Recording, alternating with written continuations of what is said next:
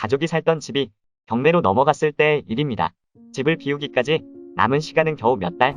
아무런 마음의 준비도 없이 카운트다운이 시작됐습니다. 엄마의 핸드폰에는 대부업체의 독촉 문자가 와 있었고, 거실 첫째 서랍에는 각종 고지서가 쌓여 있었습니다.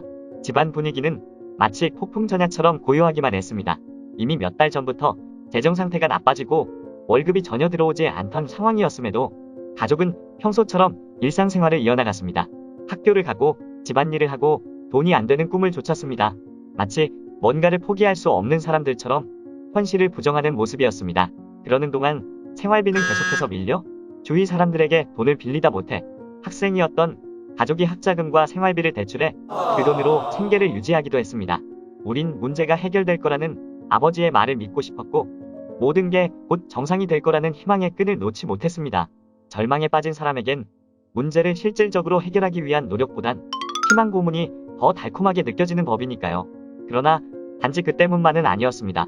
가족이 플랜 B를 준비하지 않았던 가장 결정적인 이유는 가난을 우리가 처한 현실로 받아들이고 삶의 눈높이를 낮출 준비가 되지 않았던 것입니다.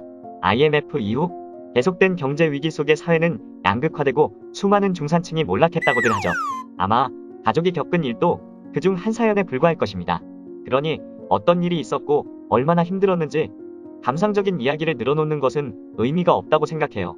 다만 제가 이 이야기를 꺼내게 된 것은 시간이 흐른 뒤 그때의 일을 돌이켜봤을 때 뼈아프게 느껴지는 어떤 깨달음이 있었기 때문입니다.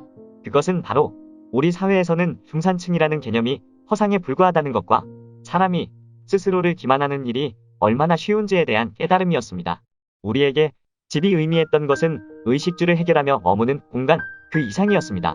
신도시 아파트에서 누렸던 문화적인 혜택, 사업을 하는 아버지와 주변 사람들의 모습, 당연하다고 생각했던 삶의 수준과 미래에 대한 전망, 그 모든 것은 모래성과도 같았습니다.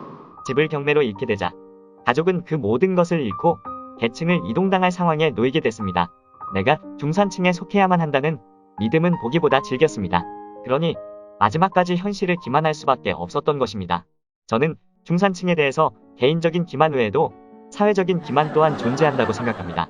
인류학자 하다스 바이스의 책 중산층은 없다에서는 자본주의가 중산층이 될 수 있다는 희망을 통해 착취를 은폐하고 사람들을 투자나 인적 경쟁에 매달리도록 부추긴다고 주장합니다. 정치인들이 정책을 결정할 때도 사람들이 스스로를 중산층으로 여기고 싶은 마음을 이용할 때가 많지요. 돌이켜보면 중산층의 기준은 늘 고무줄 같았습니다. 중산층의 자격을 갖추기 위해 과도한 소비를 하고 고급 노예가 되기 위해 경쟁하는 이 사회에서 어쩌면 우리는 결코 중산층이었던 적이 없었는지도 모릅니다. 집을 잃고 난 후 10년에 가까운 시간이 흐르는 동안 집값은 천정부지로 치솟고 임금은 터무니없이 부족해 가족의 명의로 된 집을 다시 구하는 일은 불가능했습니다. 집을 이미 가진 사람으로 사는 건 쉽지만 새로이 집을 갖고자 하는 사람에겐 그 어떤 진입장벽도 허용되지 않는 세상이더군요. 심지어 저는 그 시절 가족의 생활비를 위해 대출했던 돈을 아직까지도 갚고 있답니다. 기만의 대가가 이렇게 참혹하다는 걸 미처 몰랐으니까요. 이번 영상은 여기까지입니다. 시청해주셔서 감사합니다.